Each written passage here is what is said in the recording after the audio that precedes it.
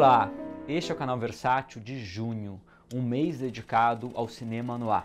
O principal destaque, vocês sabem muito bem, é o aguardado volume 8 da série Filme Noir, que vem em Digistack, com 3 DVDs, mantendo aquele padrão da primeira edição de cada volume. Então é um Digistack com 3 DVDs, com uma edição limitada com 6 cards. Então é importante que vocês comprem logo agora no lançamento, porque geralmente esgota muito rapidamente essa primeira tiragem. Ela reúne, nessa caixa, ela tem uma coisa interessante, porque são 6 clássicos totalmente inéditos, que nunca saíram em DVD aqui no Brasil, e traz assim, com astros como Robert Mitchum, Jack Palance, Joan Crawford, Barbara Stanwyck, Joan Bennett. É uma seleção bem bacana e tem quase 1 hora de extras, incluindo alguns especiais sobre os filmes, e pela primeira vez eu faço alguns depoimentos explicando a importância de cada um desses filmes. No disco 1 nós temos o principal destaque da coleção, que é o Precipícios d'Alma, o famoso Sudden Fear, de 1952, do David Miller, com a Joan Crawford, o Jack Palance e a Gloria Grahame. É um filme muito interessante porque ele, assim como o outro filme noir com a Joan Crawford, que todo mundo lembra, que é o Almas em Suplício, do Michael Curtiz, é uma mistura de um pouco de melodrama com um filme noir. Então você tem aqui, ela interpreta uma dramaturga de meia idade, que é uma herdeira com muito dinheiro e de sucesso, e ela acaba se envolvendo com um ator que ela mesma, na verdade, a considera canastrão, que é o Jack Palance, e não se adequa ao papel de galã da peça em que ela está produzindo. Ela acaba se envolvendo com ele, e no fundo ele e uma amante, eles têm um plano para matá-la. E aí tem todo o trama do filme em torno disso, sobre representação, sobre ela vai ter que representar um papel. Isso que é muito interessante. Preste atenção nesses níveis de representação que tem no filme, E é uma grande direção do David Miller. Tem uma história curiosa desse filme que o Truffaut gostava muito. É um filme que ele escreveu sobre, que ele saiu impressionado do cinema, e ele falava, tirando as 2 cenas de sonho, todo o restante do filme ele considerava uma obra-prima no sentido que visualmente era um filme que servia à narrativa, estava tudo muito bem encaixado e contado pela câmera do David Miller, Então ele elogiava muito o trabalho de direção do David Miller. A sequência final é muito famosa, inclusive o plano, um plano final com a Joan Crawford, é um plano que marcou assim, a carreira dela, e é um dos grandes filmes noir e importante. As pessoas comentaram no Facebook quando a gente divulgou, essa é a versão longa, É a versão sem nenhum corte. Tinha saído em DVD nos Estados Unidos, uma versão que tinha alguns cortes, algumas cenas que estavam faltando. Essa versão tá completa. Aí no mesmo disco nós temos o Na Noite do Crime, que é um outro destaque da caixa, porque Na Noite do Crime é muito interessante. Ele foi redescoberto recentemente com os esforços da Film Noir Foundation, sobretudo pelo Ed Miller, e ele foi redescoberto como um filme noir, primeiro um grande filme noir de mulher, com mulher como protagonista, e um filme noir de São Francisco. Aliás, essa caixa tem vários filmes noir que se passam em São Francisco. Esse filme é do diretor Norman Foster, que foi um discípulo do Orson Welles. Ele fez, para ter uma ideia, o famoso Jornada do Pavor, que o Orson Welles estava fazendo ao mesmo tempo que fazia o Soberba. E ele, na verdade, dirigiu, e o Orson Welles tem o co-crédito de direção, mas o Orson Welles falava, quem dirigiu foi o Norman Foster. E o Norman Foster é um diretor wellesiano, é da escola do Welles. Então esse apuro visual, esse barroquismo visual você sente durante todo o filme, inclusive numa famosa sequência de parque de diversões ao final.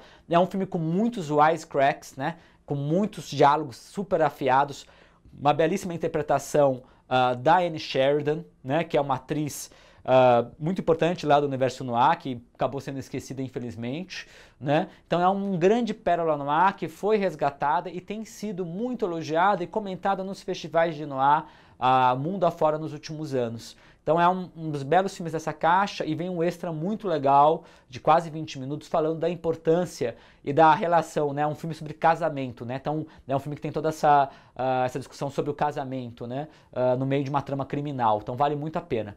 No disco 2, nós temos o A Confissão de Thelma, que traz 2 nomes super importantes do universo noir. O diretor, que é o Robert Siodmak, que fez um ciclo aí de 8 filmes noir, começou com Dama Fantasma, que está lá no caso, na caixa do filme noir volume 2, e foi até justamente Confissão de Thelma, passando pelos Assassinos e pelo Baixeza, que são 2 dos maiores filmes noirs de todos os tempos. O Siodmak é um daqueles diretores que vem da escola expressionista, ele migra para Hollywood e ele traz ajuda a trazer esse visual expressionista, esse barroquismo visual na fotografia, no contraste do claro e escuro, da questão moral e psicológica das personagens. E no elenco nós temos a protagonista vivendo de novo uma femme fatale, depois de 6 anos, a Barbara Stanwyck, a nossa marcante Phyllis Dixon do filme O Pacto de Sangue. Então ela volta a viver uma femme fatale aqui numa outra chave.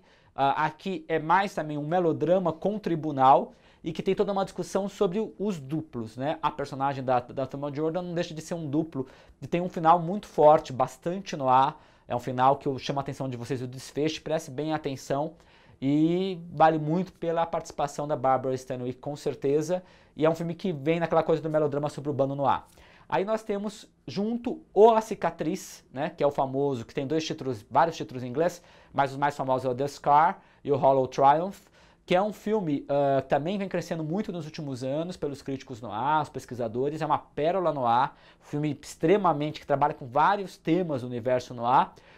Tem o Paul Hyland, que faz o Victor Laszlo, aquele famoso marido da Ingrid Bergman no Casablanca, aquele militante político, a Joan Bennett, e, na verdade, vários envolvidos depois aí que vão ser perseguidos pelo macartismo. E é um filme muito interessante, que é baseado num romance, que tem toda uma discussão também sobre a questão do duplo, né? Que, na verdade, você tem lá um cara que é um criminoso, que quase, no passado, ele quase se tornou psicanalista, fez faculdade de psicologia, não concluiu, e aí cometeu vários crimes. E ele vai justamente sair da cadeia, tenta um golpe, não dá certo, passa a ser perseguido por um gangster, e ele vai assumir a identidade de um sósia dele, um duplo dele que ele descobre, que é justamente o que ele não foi, que é um psicólogo. E aí esse jogo de duplo vai ser trabalhado o filme inteiro e toda uma discussão também, é um dos filmes mais cínicos, mais pessimistas do universo noir, com a discussão do fatalismo do universo noir. Então você tem aquela coisa que você cometeu o crime e você vai pagar. Então o destino, que é um destino inexorável, que no caso essas pessoas que transgrediram vão ter que enfrentar. E é uma grande fotografia do mestre, né, o John Walton, que é o diretor de fotografia do Anthony Mann, do ciclo do Anthony Mann, Entre Dois Fogos, Mercado Humano, né, e vários outros filmes no ar super importantes. Então é um filme realmente que merece muito a atenção de vocês aqui na caixa. No disco 3 nós temos O Trágico Destino, que é um filme com Robert Mitchum, também outro ator icônico do universo noir, vamos lembrar dele do Fuga do Passado, e é do John Farrell, um diretor sem grande importância, mas o interessante aqui também, além do Robert Mitchum, é a Faith Domergue, que era namorada do Howard Hughes, né, famoso lá do filme Aviador, do Martin Scorsese, aquele magnata que foi cineasta, aquela figura oceânica lá no universo de Hollywood. Ele era amante dela, era namorado dela, e ele, como tinha muito dinheiro, mandava na RKO, ele pede para se colocar ela como protagonista desse filme. Só que ela é uma atriz que vai fazer uma femme fatale, que é uma atriz, você vai ver, ela não tem tanta expressão, né? Mas ela vai fazer esse jogo com Robert Mitchum, é um filme bem interessante pela fotografia do Nicholas Musuraca. Aí tem essa discussão, eu acho que ela não está muito bem no filme, mas tem gente que gosta da interpretação dela, mas a carreira dela não seguiu adiante. E é um filme extremamente noir, que é uma pessoa, na verdade, que é o Robert Mitchum, um médico, que acaba se envolvendo numa trama super intricada, né? E é uma avalanche em que um homem comum se envolve numa teia criminosa. Então é bastante interessante. E aí tem um especial também nos extras, com vários críticos de noir falando aí dos aspectos noir desse filme. E fechando a caixa, O Morte de Rondo Cais, que é do Phil Carson, que era um diretor especializado em filme B, que representa bem o aspecto da literatura pulp policial no universo noir. É um filme bem eletrizante, com uma história que envolve um boxeador frustrado, né, aquela figura do loser, que é bem típica do noir, que tem uma violência muito grande dentro de si, uma frustração, e ele, na verdade, ele é casado com uma mulher que queria casou com ele na época que ele era famoso, e ele agora é um trabalhador, ela é frustrada, ela tem um amante, e ele acaba sendo morta por esse amante, tem um roubo de joias, aí ele vai se envolver nessa trama com esses criminosos, e aí é uma coisa atrás da outra, e é uma direção super enxuta, uma direção muito precisa do Phil Carson, que é esse especialista de filme noir, como eu disse para vocês, de filme B, fez o filme Cidade do Vício, na caixa do filme noir 5, e o famoso Kansas City Confidential, que é Os Quatro Desconhecidos. Aí junto com o lançamento do filme Noir volume 8, que é inédito, nós temos a volta às lojas de outros volumes da coleção Noir que estavam já esgotados há muito tempo. Eles vão voltar com luva, tá? Isso que é muito importante, a luva. E na parte de dentro, ao invés de ser o Digistack, ele é um Amarei com capa dupla face, bem bacana, com a luva. Então não vai perder nenhuma padronização, vai ficar bem legal a coleção de vocês, caso vocês não tenham comprado. Quando chegar a coleção aqui, a gente vai fazer um unboxing mostrando para vocês como ficou esses novos volumes nas novas tiragens. Nenhum deles, claro, traz card, porque o card é da edição limitada, isso é importante destacar. Aí nós temos o filme Noir, o volume 1, né, que é o que abriu a coleção, com aqueles 6 clássicos super importantes do gênero, né, que é justamente A Morte num Beijo, do Robert Aldrich, com O Fuga do Passado, 2 dos mais importantes, o Jacques Tourneur, dos mais importantes filmes Noir, O Cúmplice das Sombras, do Joseph Losey, O Anjo do Mal, do Samuel Fuller, Passos da Noite, do Otto Preminger, e O Entre Dois Fogos, do Anthony Mann. Isso é o filme Noir volume 1. Outra coleção que volta às lojas é a Filme Noir volume 4, aquela caixa dedicada aos filmes relacionados ao macartismo, os filmes relacionados tanto com o diretor, ator, roteirista, que foram perseguidos durante o macartismo.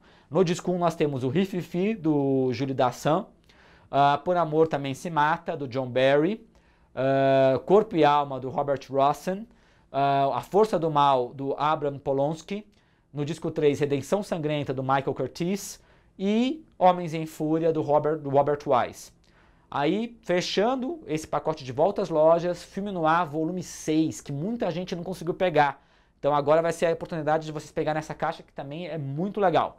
Ela traz No Silêncio da Noite, que é espetacular, do Nicholas Ray, O Caminho da Tentação, do André de Toth, disco 2, Até a Vista Querida, do Edward Dmytryk, O Invencível, do Mark Robson, Lágrimas Tardias, do Brian Haskin e Conspiração, do Anthony Mann.